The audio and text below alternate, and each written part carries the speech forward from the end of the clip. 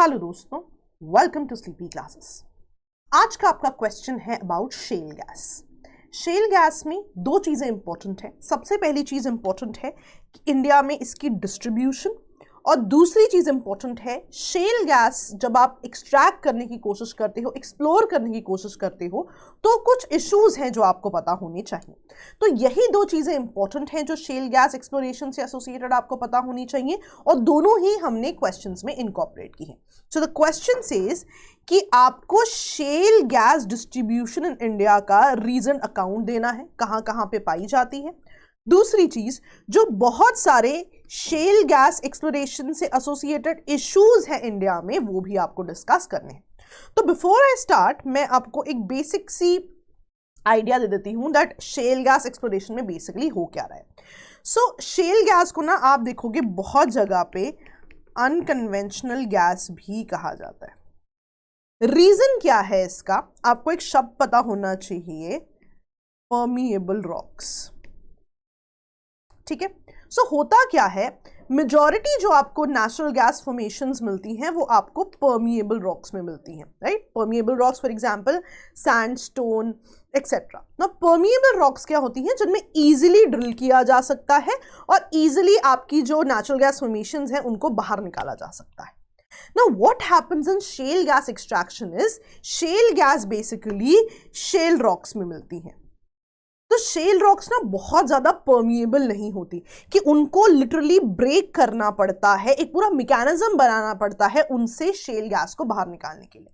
तो इसे अनकन्वेंशनल क्यों कहते हैं, because the rocks in which shell gas is found is not very permeable, right. Usually अगर आप नेचुरल गैस की एक्सप्लोरेशन की बात करोगे, रॉक्स बहुत ही ज़्यादा परमिएबल होती है, easily broken, can be easily broken down, can be easily gotten into that particular rock, और उससे जो है नेचुरल गैस बाहर निकाली जा सकती है। शेल गैस में ऐसा नहीं होता। शेल गैस जिन शेल रॉक्स में मिलती है, they are not very permeable.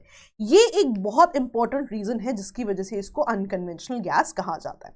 सो इसको एक्सप्लोर कैसे किया जाता है या एक्सट्रैक्ट कैसे किया जाता है, इस तरह की पाइप फॉर्मेशन में वाटर का, गैसेस का, केमिकल्स का एक मिक्सचर डाला जाता है, राइट। जब ये मिक्सचर डाला जाता है इस पर्टिकुलर फॉर्मेशन से, तो होता क्या है, मिक्सचर जो है शेल गैस की जगह ले लेता है और शेल गैस जो है बाहर की तरफ आ जाती है। सो बेसिकली इस पूरे प्रोसेस को आप हाइड्रोलिक फ्रैकिंग भी कहते हो, राइट। क्या कहते हैं, हाइड्रोलिक फ्रैकिंग।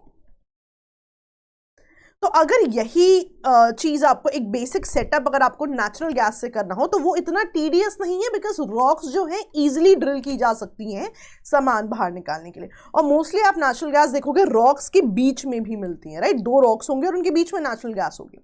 यहाँ पे रॉक्स के अंदर स्पेसिफिकली नॉन परमिएबल रॉक्स, जो कि बहुत ही कम परमिएबल होती है, उनके अंदर शेल गैस मिलती है, और इन रॉक्स को आप कहते हो शेल रॉक्स। तो इसकी वजह से एक प्रॉपर सेटअप करना पड़ता है, that setup is called hydraulic fracking. और उस सेटअप में क्या होता है, जैसा मैंने आपको बताया कि a mixture of water, gas, different chemicals is actually injected into the entire rock, और उस रॉक में क्या होता है, ये जो मिक्सचर डाला जाता है शेल गैस की जगह ले लेता है और शेल गैस जो है बाहर की तरफ आ जाती है। So this is what actually happens.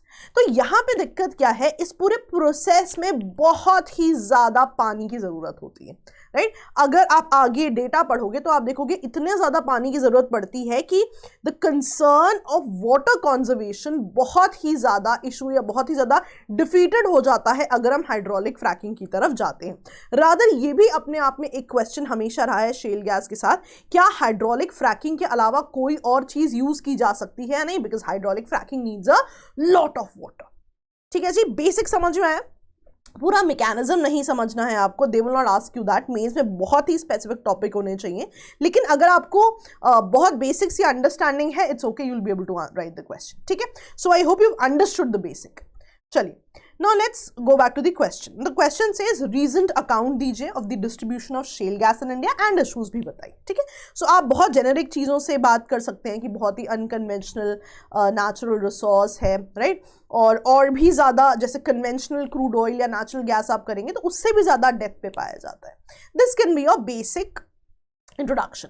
ना ऐसे क्वेश्चन जिनमें बहुत ज़्यादा डिटेल्ड अकाउंट पूछा होता है, इनमें आपका focus has to be on distribution कहाँ है उस तरह के मैप्स में, than writing a fancy intro and conclusion. ठीक है, ओके ना, जब डिस्ट्रीब्यूशन पूछी जाए आप एक रफ मैप बना सकते हैं। ठीक है, so this is something for which you'll have to work on your own. आपको यहाँ पे चीज़ें याद करनी पड़ेंगी कि शेल गैस कहाँ कहाँ पे पाई जाती है। So you'll have to practise this map couple of times. ठीक है, चलिए अगर आप देखें तो गुजरात में बहुत ज़्यादा है और राजस्थान के रीजन में, सेंट्रल इंडिया के रीजन में भी पाई जाती हैं। Again Krishna Godavari region, Assam, Arakan, तो आप देख रहे हो बहुत ज़्यादा, अगर आप ऑयल डिपॉजिट्स भी देखोगे इन रीजन में बहुत ज़्यादा पाए जाते हैं। Right, so this is something जो कि आपको अपने एंड पे बना के देखना पड़ेगा। राइट, बट एक चीज है that you can do to increase your marks, the question says give a reasonable account of. Right, ऐसे क्वेश्चंस में मार्क्स एनहांस करने का तरीका क्या होता है कि मैप तो आप डेफिनेटली बनाएंगे और मैप में आप रीजन्स भी मार्क करेंगे, पर अगर आपके पास किसी ऑर्गेनाइजेशन या रिपोर्ट के कुछ स्पेसिफिक फिगर्स हैं कि कितनी शेल गैस पाई जाती है, कुछ इस तरह की चीजें, that helps, that actually increases your marks. So for example आप यहाँ पे बता सकते हैं कि असेसमेंट की गई है शेल फॉर्मेशंस की डिफरेंट साइट्स पे। अगर आप एनर्जी इंफॉर्मेशन एडमिनिस्ट्रेशन रिपोर्ट की बात करेंगे तो Indian shale gas reserves equal this much amount, right, which can actually supply countries gas demands for 26 years. Now this is something आप ऐसा का ऐसा एग्जाम में कोट कर सकते हैं। Right, so the idea being कि जो जो हम चीज़ें कवर कर रहे हैं उनमें जो जो कंटेंट आपको दिया जा रहा है, मेक श्योर कि आप उनको याद कर लें सो दैट आप उनको ऐसा का ऐसा कोट कर सकें। Right, so this was associated with energy information administration report. दूसरा एक और चीज शेल गैस से एसोसिएटेड कि नेशनल ज्योग्राफिक रिसर्च इंस्टीट्यूट ने क्लेम किया है कि बेसिकली 28 सेडिमेंट्री बेसिन्स हैं शेल के जो कि अक्रॉस इंडिया पाए जाते हैं, लेकिन उनमें से 10 पोटेंशियल प्रोड्यूसिंग बेसिन्स हैं। ना why am I saying only 10 are potential? जब आप आगे जाके इश्यूज पढ़ोगे तो आप ये भी एक बहुत इंपॉर्टेंट इशू पढ़ोगे कि शेल गैस बेसिन्स पाए तो बहुत जगह से जा रहे हैं, लेकिन हर एक रीजन जो है वो अभी तक गैस प्रोड्यूसिंग नहीं है। राइट, तो ये भी एक बहुत इंपॉर्टेंट पॉइंट होता है जो आपको इशू में मेंशन करना चाहिए। ठीक है, also just to add to the eventual thing कि Jambusar located near Vadodara in Gujarat is India's first shale gas exploratory successfully drilled by ONGC in the Cambay Basin. So अगर आपके पास कुछ इस तरह के बेसिक पॉइंट्स हैं तो I would suggest आपको 1 या 2 पॉइंट्स जरूर कोट करने चाहिए। Right, but in case you get a very difficult question जिनमें आपके पास ऐसा डेटा नहीं है तो मेक श्योर कि एटलीस्ट आप मैप वहां पे ड्रॉ करके आ रहे हैं, बिकॉज जहां पे भी आपसे डिस्ट्रीब्यूशन पूछी जाती है drawing a map is the most relevant thing. ठीक है जी, सो दिस इज समथिंग जो कि आप एक्स्ट्रा मार्क्स लेने के लिए लिख सकते हैं। चलिए, now the important thing in which I can help you is with the issues associated. पहला इशू जो हमने बताया, वाटर रिक्वायरमेंट बहुत ही ज्यादा है। शेल गैस हमने कहा बहुत ही लो परमिएबल रॉक में होती है। राइट, तो अल्टीमेटली क्या होता है, एक mixture of sand, chemicals, pressurise fluid, water, उसको अंदर भेजना पड़ता है सो दैट शेल गैस जो है बाहर की तरफ आए। अब अगर आप इसमें देखो वाटर अवेलेबिलिटी या वाटर रिक्वायरमेंट की हम बात करें, so this process requires 5 to 9 million litres of water पर एक्सट्रैक्शन। कितना ज्यादा अमाउंट ऑफ वाटर रिक्वायर्ड है। राइट, तो अब आप इमेजिन कीजिए कि जब आप ऐसे क्वेश्चंस पढ़ते हैं कि इंडिया वाटर स्कार्स कंट्री है, बहुत ज़्यादा वाटर रिसोर्सेज नहीं पाए जाते, अब कई बार पढ़ते हैं ग्राउंड वाटर भी बहुत ज़्यादा अवेलेबल नहीं है, तो ऐसी कंडीशंस में आप समझिए कि there is a process, right, जहाँ पे इतनी ज़्यादा वाटर की रिक्वायरमेंट है, कितना लेजिटिमेट है या किस तरह से इसको हैंडल किया जाना चाहिए, ये एक बहुत बड़ा इशू है हाइड्रोलिक फ्रैकिंग ऑफ शेल के साथ। दूसरी चीज़ जो यहाँ पे बहुत इंपॉर्टेंट है कि ग्राउंड वाटर पॉइजन हो जाता है। कैसे?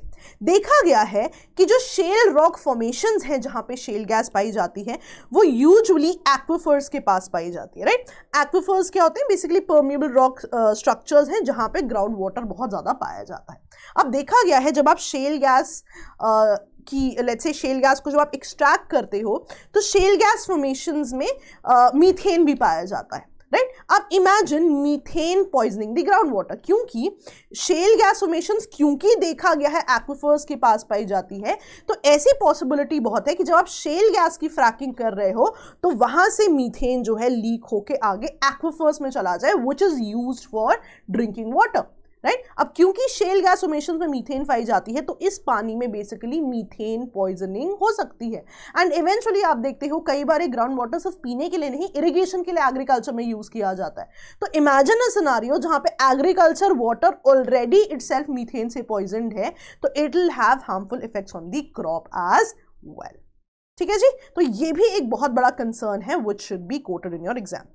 तीसरी चीज, लीगल कम्प्लेक्सिटीज आप देखोगे इंडिया में बहुत ज्यादा फॉलो नहीं होती है यूजुअली, क्योंकि देखा जाता है कि शेल गैस फॉर्मेशंस एक्विफर्स के पास पाई जाती हैं, तो एक प्रॉपर लीगल चीज बताई गई है कि क्योंकि ये आइडिया है कि ग्राउंड वाटर कंटैमिनेट होगा, तो एक स्टैंडर्ड इंडस्ट्री स्टैंडर्ड बनाया गया है कि एक्वाफर और जहां पे आप हाइड्रोलिक फ्रैक्चरिंग कर रहे हो उन दोनों के बीच में मिनिमम 600 मीटर का डिस्टेंस होना चाहिए। अगर कोई ऐसा हाइड्रोलिक फ्रैकिंग का रीजन है जो बिल्कुल एक्वाफर के पास है तो उसके पास ना की जाए फ्रैकिंग, मेक श्योर किया जाए कि एटलीस्ट 600 मीटर का डिस्टेंस है। लेकिन इंडिया में ऐसी कोई भी रेगुलेटरी रिक्वायरमेंट्स नहीं फॉलो की जाती, इस वजह से ग्राउंड वाटर जो है बहुत ही ज्यादा पॉइजन होता रहता है। तो ये भी एक बहुत बड़ा इशू है कि ये जो इंडस्ट्री स्टैंडर्ड है इसको इंप्लीमेंट करने के लिए इंडिया में कोई भी रेगुलेटरी या एनवायरमेंट या लीगल रिजीम अभी तक नहीं बनाई गई। तीसरी चीज क्या होती है, वेस्ट वाटर मैनेजमेंट। ठीक है, अब ना शेल गैस फॉर्मेशंस जो हैं उसमें ऑलरेडी बहुत ज्यादा वाटर पाया जाता है, राइट। प्लस जब आप हाइड्रोलिक फ्रैकिंग करते हो उसमें भी आप देखते हो कि आप एक पाइप के द्वारा बहुत ज्यादा सैंड वाटर केमिकल्स जो है अंदर भेजते हो। अब मैंने आपको बताया कि जो आपका शेल रॉक है या शेल गैस फॉर्मेशंस है वहां ऑलरेडी वाटर पाया जाता है, राइट। अब होता क्या है कि एक फ्लो बैक वाटर की दिक्कत है। फ्लो बैक वाटर क्या है कि ये जो पानी है, ये जो शेल गैस फॉर्मेशंस है, इसमें ऑलरेडी जो है जो भी आप पानी का कंटेंट कह लो उसमें मीथेन ऑलरेडी है। सो व्हाट हैपेंस इज ये methane rich water sometimes flows back from the pipe itself, right. कि जो शेल गैस फॉर्मेशन आ रही है उसके साथ मीथेन रिच वाटर आने की भी प्रोबेबिलिटी रहती है। ऑल्दो हमें उस मीथेन रिच वाटर की जरूरत नहीं है, right, it's a waste thing, तो उसका वेस्ट वाटर मैनेजमेंट भी तो किया जाना चाहिए कि आप शेल गैस ले लीजिए और जो पीछे आपका मीथेन रिच वाटर है उसका वेस्ट वाटर मैनेजमेंट कीजिए। लेकिन ऐसे मीथेन कंटामिनेटेड वाटर का कोई सब्सटैंटिव ट्रीटमेंट प्लांट अलग से नहीं है। Not everybody uses this.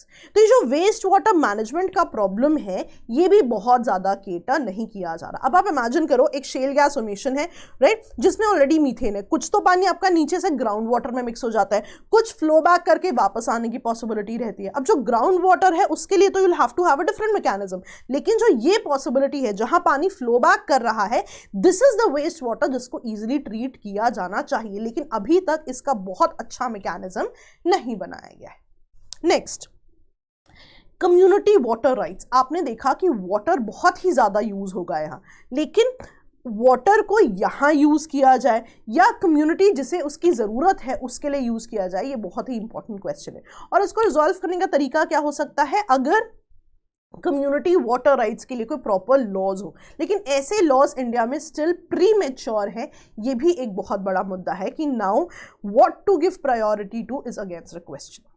चलिए, now one very important point जो कि यूजुअली स्टूडेंट्स नहीं डालते and I want you to put this point there is about public trust doctrine. अब पब्लिक ट्रस्ट डॉक्ट्रिन क्या होती है, जो भी नेचुरल रिसोर्सेज होते हैं, कहा जाता है कि सरकार एज ट्रस्टी एक्ट करती है उन चीजों का ध्यान रखने के लिए।